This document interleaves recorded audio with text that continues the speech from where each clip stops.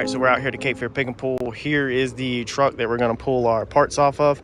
The easiest way when you're walking vehicles looking for matches, what I normally do, of course you can look up cross references, but if you pay attention to your door handles and lights, normally that will get you in the body style really close. For this one, this is a GMC Sierra. We have a Silverado. I know for a fact that door will work. The website also says that door will work.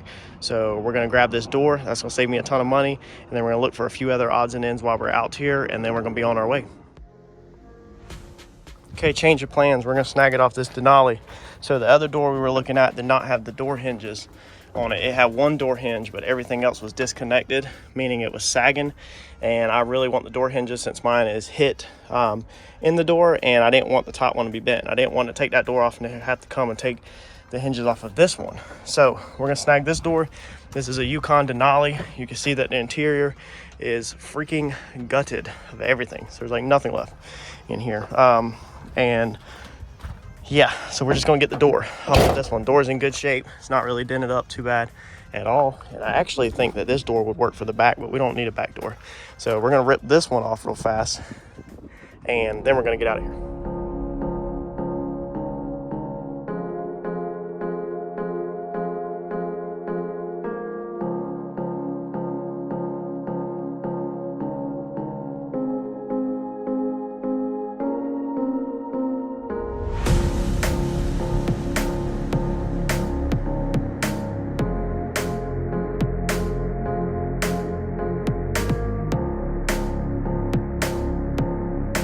Alright, so we just got our door from the pick and pull, got it loaded up, headed back to the house. Y'all see how annoying all these stickers are up here? Definitely got to get rid of them. But yeah, that's all the way up 140, so it's a little bit of highway driving. Everything seems perfectly fine, no issues. I want to grab the scanner when I go back by the shop. Me and Harper head that way and scan to see what the check engine light is on for. Tire pressure light's on, of course. We've got a spare tire on, but besides that, it's solid. I've already made a deal with another guy local. It is 1:30. I made a deal to go pick up a set of newer Denali wheels, anywhere between 1:30 and 3:30. So here in an hour or so, me and Harper are actually going to go grab them. And they have some nice BFG 275s on them. So we're going to go ahead and just put them on the truck. I just put in the order for the adapter too, because the older Duramaxes have a different lug pattern than the newer ones. So you got to order yourself a set of adapters. So the door, adapters, rims, and tires are already off our checklist, and it is only 1:30 and the truck come off the rollback at 10 o'clock. So we're going to keep getting at this thing and get this door swapped over hopefully today, and the F-250 for sale and everything else. All right, it is 1:55 now, and we are at the house. We have stripped this door down. I didn't put it on time lapse. I should have put it on time lapse, but I'm probably so fast that the time lapse won't even pick it up. So I'm pretty nasty with this stuff. I'm out of breath, but I'm nasty with it. So doors off, pick and pull doors back here. We're about to change out these hinges because I don't want a chance them being bent. It's always a good idea to just go ahead and change them out. And we're about to chunk the new door on and load all the guts. Now, your new door is not going to go on there. When you try to put it on, which I did, which I figured it would, it hits the fender because your fender is sucked in. So when the door tries to open, it's going to hit your fender. Actually, I couldn't even get it on. So what I'm going to do is I have took this wrench and just literally, you just want to pull this edge out, okay? You want to get this edge back that way. You want to roll it back that way.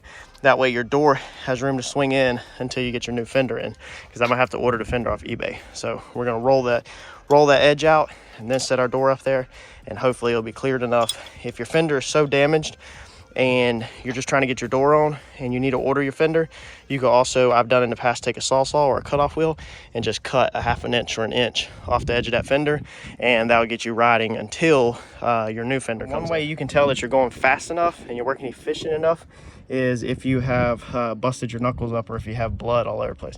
So if you work so fast that your hands get in your way, then you're on path to success, and you could work with us. If you're going to be the one painting this yourself at a later date, we're going to paint the whole side of the vehicle, and you have these little plastic key or scratch protectors on here. You want to go ahead and take your eraser wheel and get these off now while your door handle's not there. That way you don't have to take the door handle back out for paint. And then once you get that off, you want to take a Scotch-Brite and go ahead and Scotch-Brite inside all these edges around this door handle, so that again that door handle doesn't have to come back off for paint. And then also, you know, so the paint sticks up inside these little edges so you don't have paint chipping. You know, if you want to leave your door handles on, that's fine. But if you just go ahead and prep it now, then it'll make your life easier when it's time to paint. You have to, at a minimum, change your lock solenoid. This is one thing I get on a lot of my new employees about, is they forget to change the lock solenoid whenever we're changing a crash door. This one didn't have a door handle, so I had to do the whole door handle anyway. Before you put your glass in there, before you put anything back together, make sure you check that it opens and closes. We have, even me, on my wife's Denali, when I did that one, I accidentally put it back together, forgot to hook up the rods, and it wouldn't open and close. Then I had to figure out how to rip the door panel off from the inside to get in there to make it work, because the interior wasn't hooked up either. I was in too big of a rush. It was a nightmare. So check before you put your door, put your window in. You're not gonna have no regulator in, so you're gonna put your glass in, there's gonna be no regulator. Either put tape on this side, loop it over, tape to that side to hold it up, or what I just did was take my foam out of your mirror, since it's right here, shove it in there. That's enough to pinch it to hold the glass up. Just be careful, watch out, and like make sure it don't slip, and get your regulator loaded in here, and then your regulator will be holding your glass. Don't forget to put your little track that goes in right there. It looks like this if you took it out, so don't forget to put your little track back. Don't forget to plug in your window motor either. You're going to be going back inside the door. And don't forget to plug in your electric lock, or you're going to be going back inside the door. Well, there you go. We've got the door on. It is 3 o'clock, and we are heading to pick up these wheels and tires from this guy. Definitely busted tail, knocking stuff down, and getting a lot done today. We're gonna go pick up, grab the money from the bank, and then shoot up to Hampstead to get these wheels and tires off of this guy. Head by the shop, wash the F-250, throw all the junk out of that into this truck, and then get back to the house this afternoon. Well, 3:47, and we've got some tires. Harper, we got some wheels and tires back there? Say, Harper's pounding down some crackers, and we're dealing with this crappy traffic here in Hampstead. Heading back to the shop. We ain't gonna wash the F-150 and list it today. I need to take the toolbox out of it. I've ran out of time. It's getting later in the afternoon, and frankly, I don't want to be showing it all weekend, so it's not a good idea to list it anyway, and I'd have to get an inspection put on it and haul tail over there. So we are going to just wait, and on Monday morning, I will go get the inspection done. Here's a cracker. Get the inspection done on it, and then list it. That way anybody that wants to come see it can see it during business hours at the shop, because a lot of people will waste your time. And when we get home, we gotta get all these freaking spizers out of here, man. These stupid little trees hanging everywhere. And we need to figure out make sure the third brake light's not leaking, because the headliner's all stained back there, almost like it leaked at some point. So I think we're just gonna work on this afternoon cleaning this truck. We're gonna go to the shop, get some stuff out, all the personal stuff out, the F-250 out the inside of it, and then head back to the house. I gotta get welder, all kinds of different things for the shop. Head back to the house, and then just work on cleaning out the truck. But getting stuff done, man. By the time we make it home, we will have already put about an hour and 30 minutes of drive time on this truck already, and she's been doing fine. So this, how I roll, I ain't checked the fluids, I haven't scanned the computer, I haven't checked what a check engine light is, nothing. Chunk of car seat in it and roll. I think the most embarrassing thing about driving this truck right now is the decals. The back glass in big letters says locally hated. It is so immature and embarrassing that it's unreal, which, I mean, I'm sure y'all can imagine. You know, I have 3 little girls, and here I am driving around, and the back of my truck says locally hated. As soon as we get home this afternoon, this thing's coming off. I just flat out ran out of time and wanted to make this deal happen. Dude said that with the wheels and tires that he had a ton of people messaging him, and he was firm on the price. But and the windshield says puff puff pass. Like, do you understand how embarrassing that is? I'm sure y'all do. So yeah, as soon as we get home, this stuff has got to come off before we even go to McDonald's. I just noticed, y'all, looking in the rearview mirror, I haven't even seen it this whole time, the back glass on the inside, up here, up top, says white power with the fist.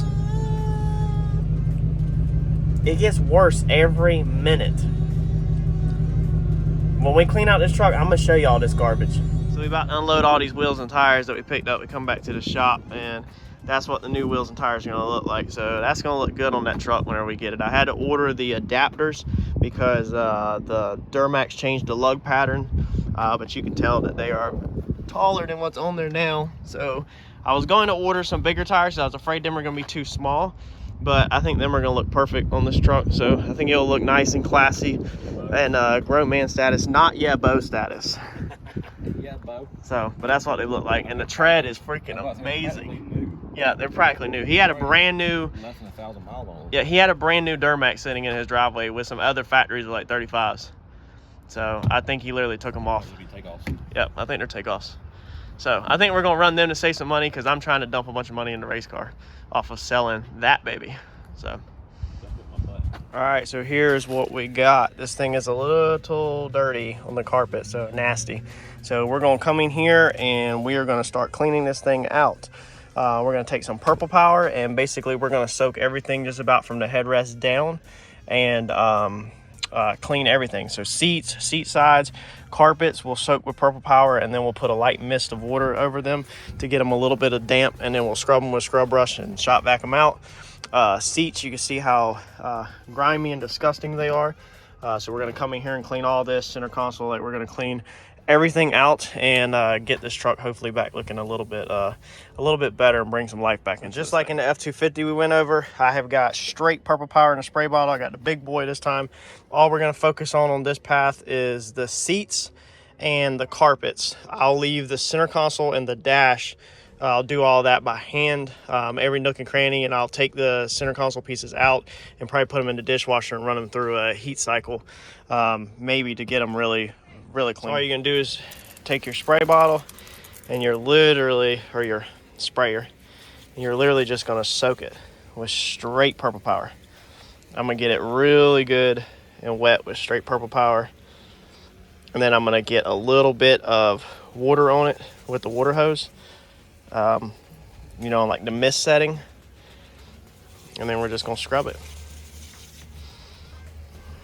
Go ahead and get all this sides. This crap is nasty. And just make sure you get like a lot of Purple Power on it. That's gonna make your soap. All right, then all I do is take my sprayer and turn it to the mist setting, and I literally just come in here and mist some water all over everything to give it some scrubbing. And now we're just gonna scrub.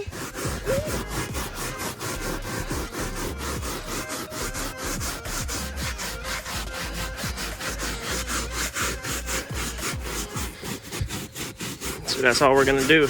We're just gonna scrub this down like this, really good. And if you need more Purple Power, more cleaner, then you can add more to it. I mean, this thing is nasty, man. I don't know how anybody rides around like this.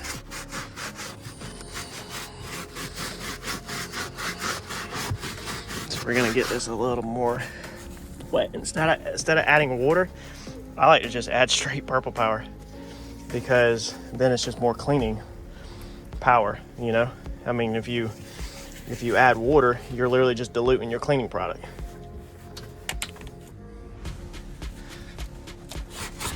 Harper's gonna help.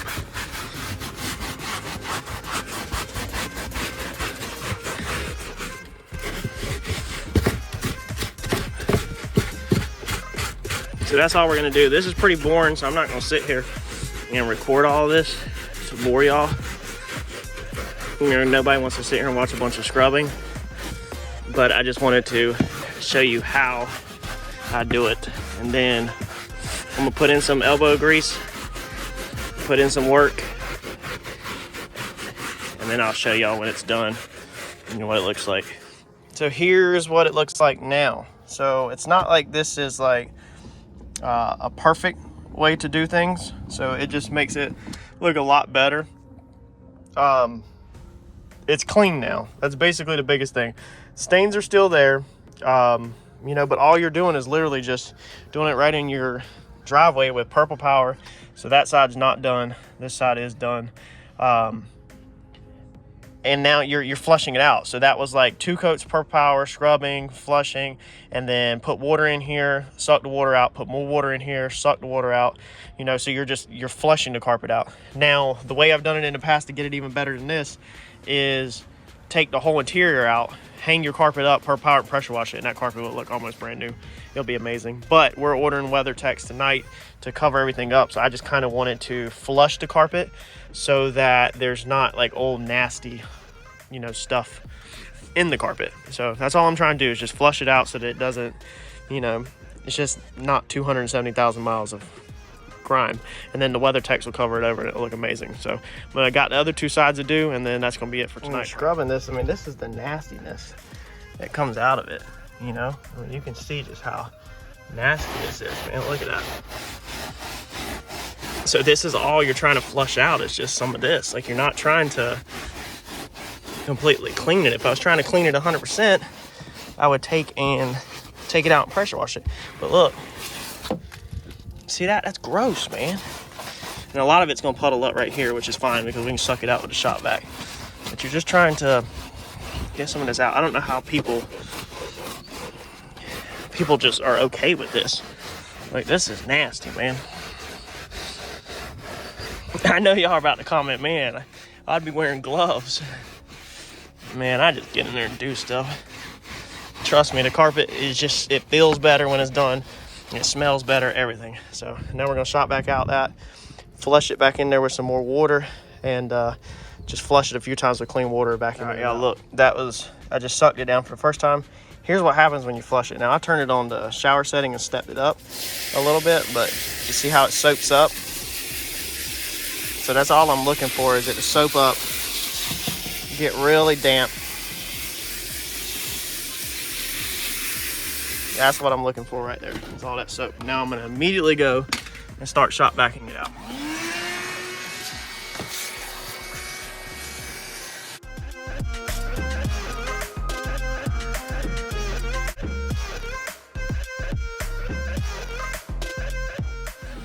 See?